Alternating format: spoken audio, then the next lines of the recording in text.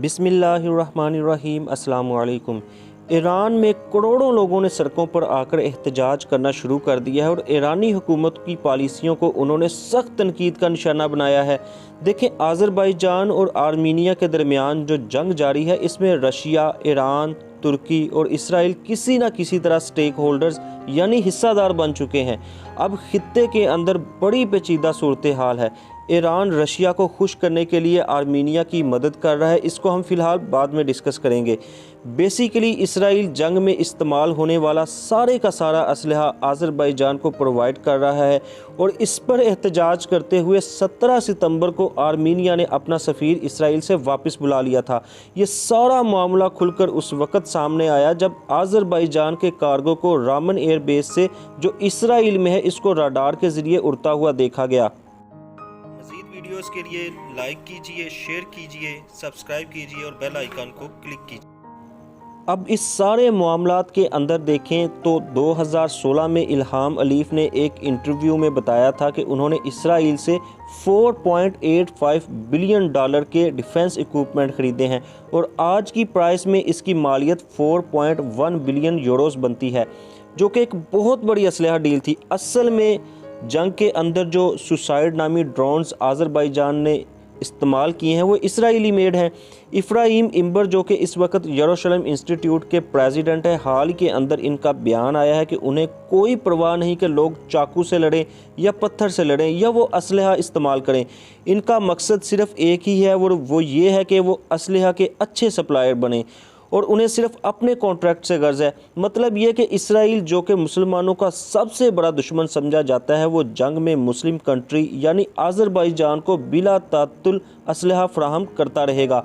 अब आ जाते हैं ईरान और रशिया की तरफ। देखें, ईरान एक शिया कंट्री है और आज़रबाईजान के अंदर 85% लोग शिया हैं और इसके अलावा तकरीबन 2 करोड़ के लगभग ईरान में आज़रबाईजान से मुंसलिक लोग रहते हैं। उन्होंने सड़कों पर आकर बड़ा शदीद किस्म का एहतजाज किया है कि ईरानी हुकूमत आर्मीनिया की सपोर्ट बंद करे।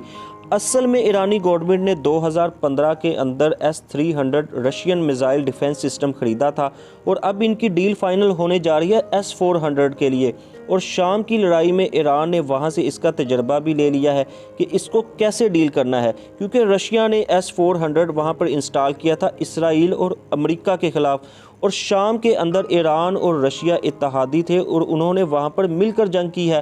फ़िलहाल सिक्योरिटी कौंसिल की तरफ से ईरान पर असलहा डील पर लगाई गई पाबंदी 18 अक्टूबर को ख़त्म होने जा रही है और ईरान इस वक्त चाहता है कि इसराइल को टफ़ टाइम देने के लिए वो जदीद असला ख़रीदे और S-400 जिसका इसे एक्सपीरियंस हो चुका है वो ईरान के लिए बेस्ट डील होगी। इस डील के लिए ईरान रशिया के कहने पर आर्मीनिया को असलहा सप्लाई करना चाहता है, क्योंकि आर्मीनिया की सरहदें ईरान के साथ लगती हैं और रशिया और आर्मीनिया के दरमियान फ़ौजी मुआहदा है और इसके अलावा रशिया की आर्मीनिया के अंदर मिलिट्री बेस भी है। इस सारे मामले को लेकर सोशल मीडिया पर कुछ वीडियोस चली हैं जो कि आपकी स्क्रीन पर हैं। इसमें दिखाया गया है कि रशियन वेपन्स ईरान के बॉर्डर के रास्ते पर आर्मीनिया तक पहुंचाए जा रहे हैं। फिलहाल ईरान ने इससे बिल्कुल इनकार कर दिया है। दूसरी तरफ तुर्की है जो कि आज़रबाईजान की खुलकर सपोर्ट कर रहा है और मामलात की पेचीदगी का आपको अंदाज़ा इस बात से हो जाएगा कि तुर्की जहां आज़रबाईजान का बड़ा हमायती है, वहीं इसराइल को अपना दुश्मन समझता है और वही इसराइल इस नाजुक मौके पर आज़रबाईजान को हर किस्म का असलहा प्रोवाइड कर रहा है। जबकि तुर्की और रशिया का भी 2015 से तनाव मौजूद है, जब शाम की सरहद पर उन्होंने रशिया का Su-24 मार गिराया था और इल्ज़ाम लगाया था कि उन्होंने बार बार तुर्की की सरहद की खिलाफ वर्जी की है।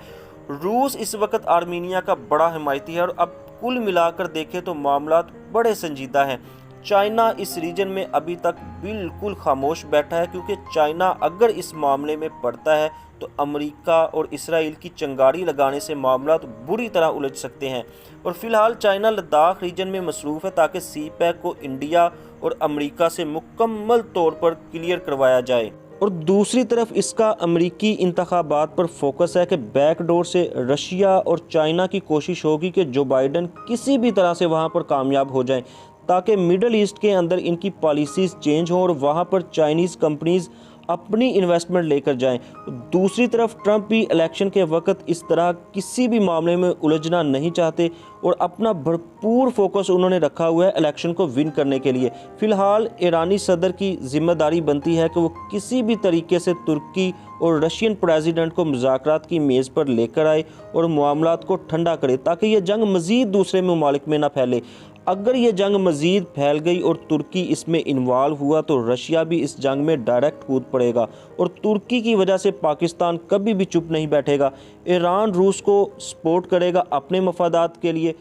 तो चाइना ने जितनी एफर्ट्स की थी कि इन सारे ममालिक को आर्मीनिया समेत सी पैक प्रोजेक्ट पर जोड़कर इकट्ठा किया जाए और एक एशियन ब्लॉक बनाया जाए, वो सारे का सारा इस जंग की नज़र होने का ख़तरा है। लिहाजा इन ममालिक को बड़ा सोच समझ कर चलना होगा, ताकि नुज़ायदा ब्लॉक जो कि पाकिस्तान, तुर्की, मलेशिया, चाइना, रशिया और ईरान पर मुश्तमिल है, ये आगे चलकर टूटने की बजाय ग्रो करे।